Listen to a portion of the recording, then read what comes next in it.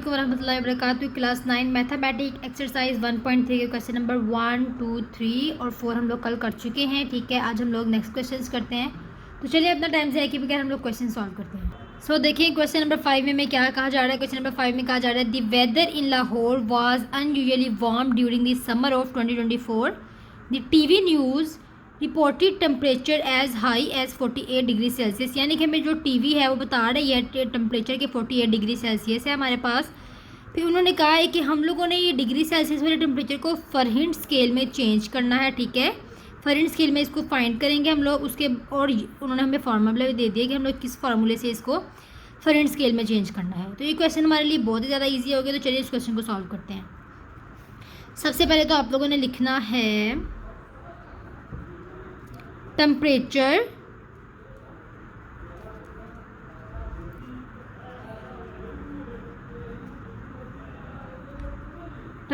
इन Celsius, जिसमें आप लोग लिखोगे 48 डिग्री सेल्सियस हमें टेम्परेचर दिया गया है।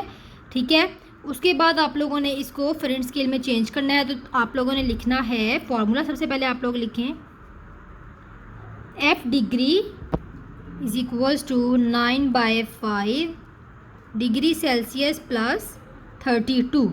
सिंपली हम लोगों ने ये जो डिग्री सेल्सियस की जगह हम लोगों ने ये वाली वैल्यू पुट करनी है और हमारा आंसर जो है वो हमें मिल जाएगा। ठीक है, फ़ारेनहाइट स्केल में आप लोग लिखें 9/5, डिग्री सेल्सियस की जगह आप लोगों ने लिखना है 48 डिग्री सेल्सियस प्लस 32। सबसे पहले आप देखें, आप लोगों ने 9 को 48 के साथ मल्टीप्लाई करवा देना है बिकॉज ये उसके साथ मल्टीप्लाई हो रहा है। इधर देखें आप 9 multiply by 48 is equals to 432। ठीक है, हम लोग इधर लिख देते हैं 432 और हमारे पास 5 आ जाएगा प्लस हमारे पास 32 वैसे का वैसे ही रह जाएगा। 432 को हम लोग 5 पे डिवाइड करते हैं। ठीक है, डिवाइडेड बाय 5, तो हमारे पास आ रहा है इसका आंसर 86.4। ठीक है, इधर हम लोग लिख देते हैं इज इक्वल्स टू 86.4 प्लस 32। ठीक है, इनको आपस में प्लस करते हैं। प्लस 32 इज इक्वल्स टू 118, देखें इज इक्वल्स टू 118.4 हमारे पास आंसर आ रहा है हमारा। ठीक है, दैट्स इट, ये हमारे क्वेश्चन का आंसर है। हमारे पास क्वेश्चन नंबर 5 का आंसर आ चुका है। तो चलते हैं अपने क्वेश्चन नंबर 6 की तरफ। ठीक है, this is our question number 6। Question number 6 में कहा जा रहा है the sum of the ages of the father and son is 72 years. हम लोगों ने फादर और सन की एज को आपस में सम करना है यानी प्लस करना है जो हमारे पास 72 ईयर्स के इक्वल होगा। ठीक है, तो चलिए हम लोग अपना क्वेश्चन सॉल्व करते हैं। सबसे पहले तो आप लोगों ने लेट कर लेना है। ठीक है, लेट हमारे पास आ जाता है son age is equals to x and father age is equals to y. ठीक है, उसके बाद हमें क्या किया गया है गिवन कंडीशन के मुताबिक। ठीक है, इधर आप लोगों ने लिख लेना according to the given condition.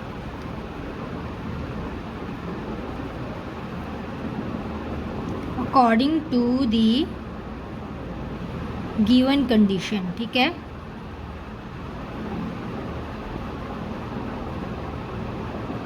Given condition में हमारे पास है sum of the ages of the father. ठीक है, हम लोगों ने फादर एंड सन हम लोग इनका सम ले लेते हैं x plus y is equals to 72 years. तो हम लोगों ने इसको लिख लेना है 72 के इक्वल है और हम इसको इक्वेशन नंबर 1 का नाम दे देते हैं। ठीक है, नेक्स्ट हमें कहा जा रहा है 6 ईयर्स अगो, यानी कि 6 साल पहले। ठीक है, इधर हम लोग लिख लेते हैं 6 ईयर्स अगो, फिर नेक्स्ट इसको सॉल्व करते हैं।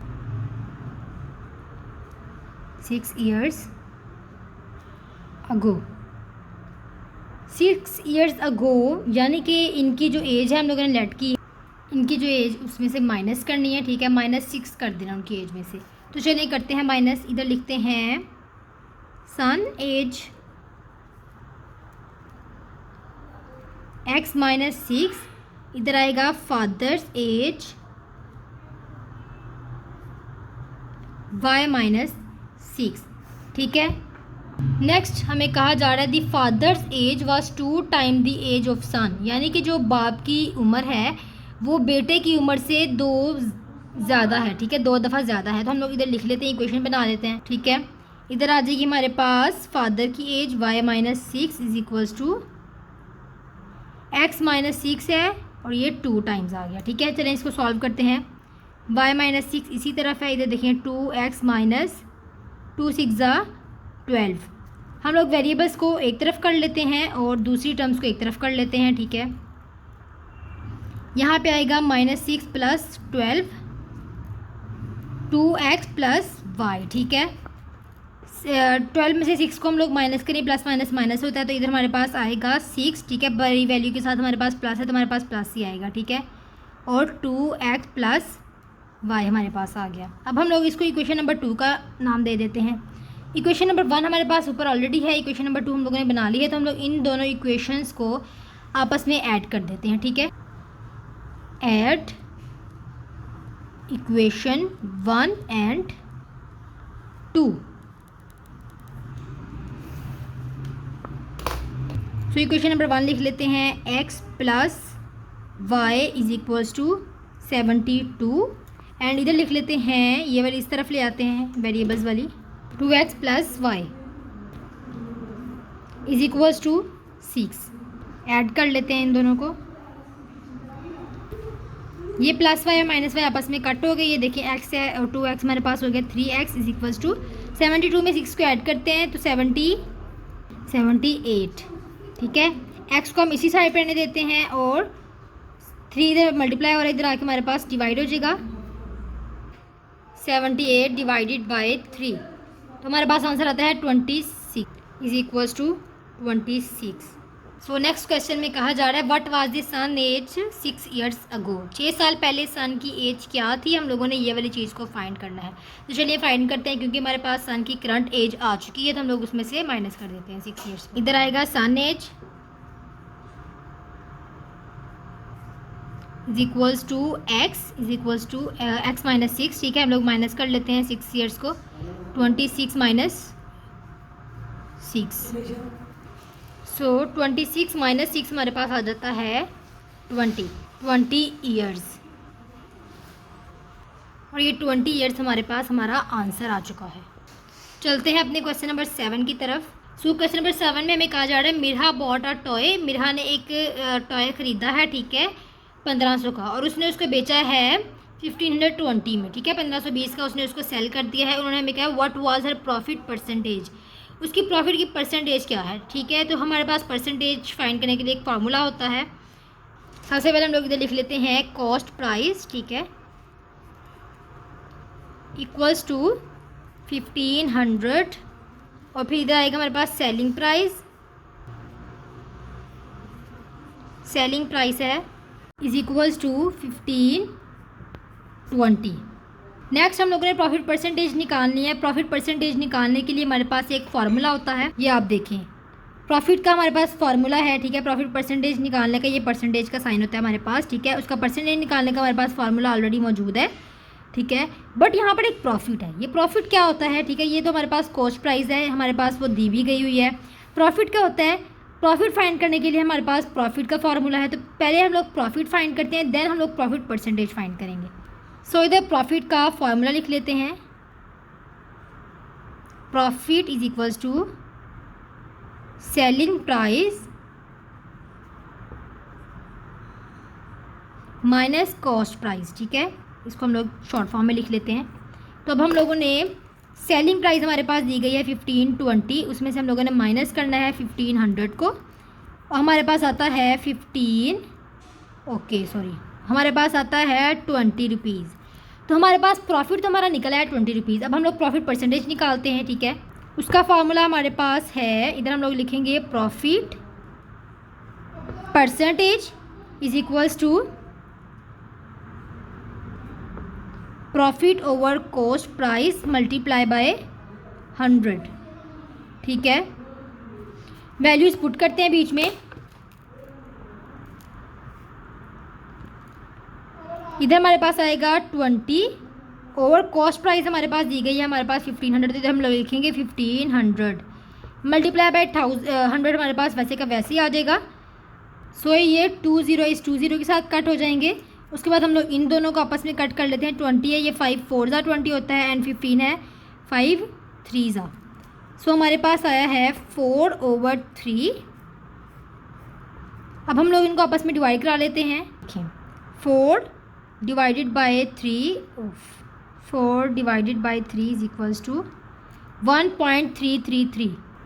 सो हमारे पास इधर प्रॉफिट परसेंटेज है 1.333 अप टू सोन है। ये हमारे पास प्रॉफिट परसेंटेज निकल आई, यानी कि हमारे पास क्वेश्चन नंबर 7 सॉल्व हो चुका है। तो चलते हैं अपने क्वेश्चन नंबर 8 की तरफ। तो क्वेश्चन नंबर 8 में हमें कहा जा रहा है the annual income of Taiyab is ₹9,60,000। ठीक है, उसकी एनुअल इनकम है, यानी उसकी सालाना जो आमदनी होती है।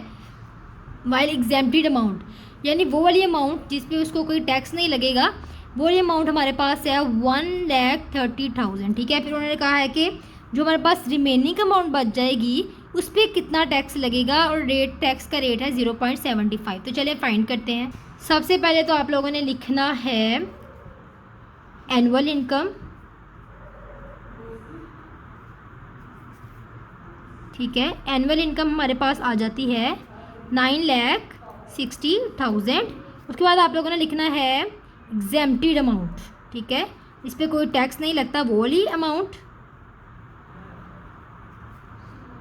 इज इक्वल्स टू हमारे पास है 1,30,000। अब हम लोगों ने रिमेनिंग अमाउंट लेनी है, बिकॉज इनमें से हम लोग रिमेनिंग अमाउंट निकालेंगे तो हम लोग उसका वो ले सकेंगे टैक्स रेट। ठीक है, इधर आप लोगों ने लिखना है रिमेनिंग अमाउंट। रिमेनिंग अमाउंट में आप लोगों ने क्या करना है, 9,60,000 में से 1,30,000 को माइनस करवा देना है। ठीक है,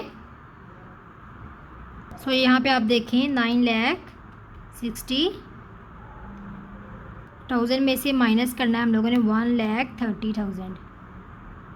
ठीक है, हमारे पास आया 8,30,000। ठीक है, 8,30,000।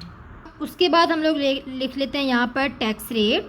ठीक है, जो हम लोगों को पे करना है टैक्स, उसका rate is equals to 0.75%।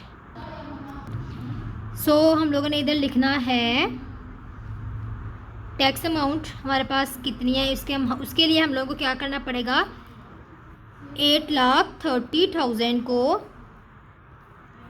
Multiply करवाने पड़ेगा 0.75 के साथ। ठीक है, इधर आप देखें 8,30,000 हमारे पास वैसे का वैसे ही आ जाएगा, एंड इधर हम लोग पॉइंट को ख़त्म करवाएंगे तो हमारे पास 75/100 आ जाएगा, और यहाँ पे परसेंटेज का साइन जो हमारे पास साथ ही इसके आ रहा है।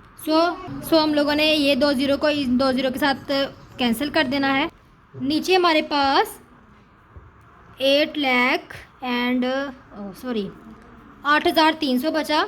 हम लोगों ने मल्टीप्लाई बाय 75 करना है। परसेंटेज को ख़त्म कराने के लिए हम लोगों ने मल्टीप्लाई बाय 1/100 करवा देना होता है। ठीक है, तो ये 2 ज़ीरो इस 2 ज़ीरो के साथ कट हो गए।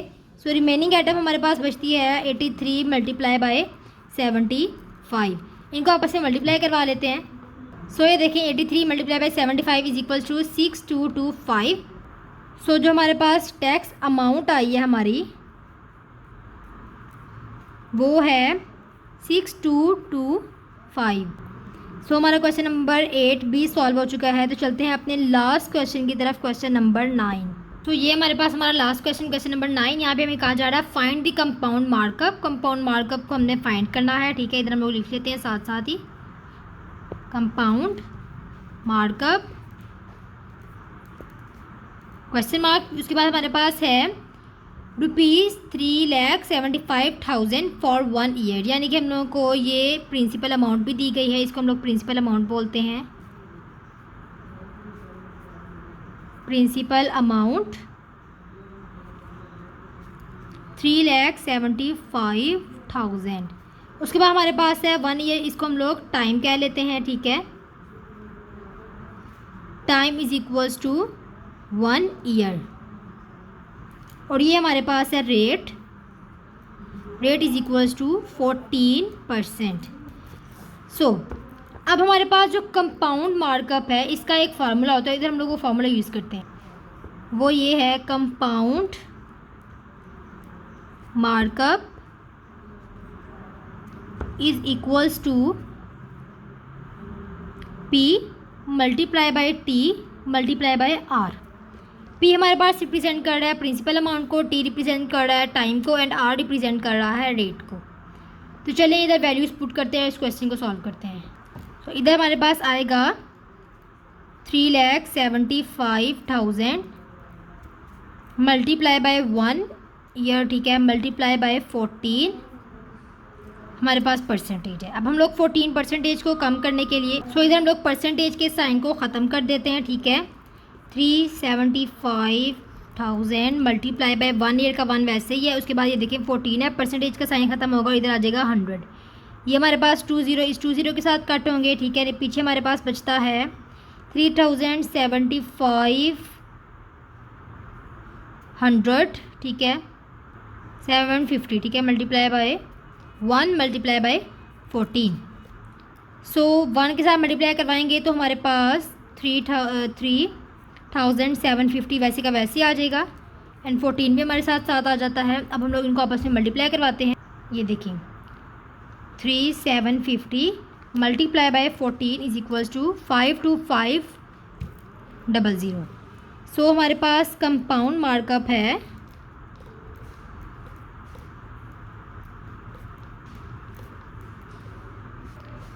52500। ये हमारे पास हमारे लास्ट क्वेश्चन नंबर 9 का आंसर है। होप सो आपको आज के लेक्चर की भी समझ आई होगी। अगर आप चाहते हैं कि मेरे आने वाला हर वीडियो हर लेक्चर आपकी तरफ पहुंच जाए तो आप मेरे चैनल को सब्सक्राइब कर लें और साथ में बेल आइकन को भी क्लिक कर लें ताकि मेरे आने वाली हर वीडियो आप तक पहुंच सके। Thank you.